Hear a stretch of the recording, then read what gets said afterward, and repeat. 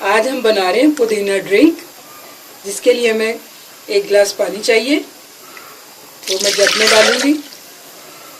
थोड़ी सी पत्तियां चाहिए पुदीने की, 1 चम्मच चीनी। आप चाहें तो ज़्यादा भी डाल सकते हैं, मुझे कम मीठा पसंद है तो मैं कम ही डालूंगी।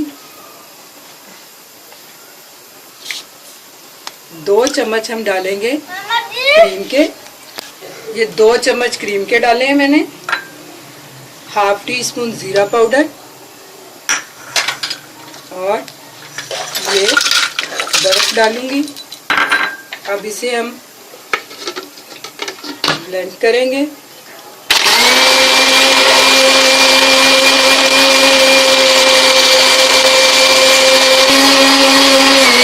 ये 1 मिनट में हमारा पुदीना ड्रिंक रेडी हो गया। अब मैं इसे ग्लास में डाल रही हूँ।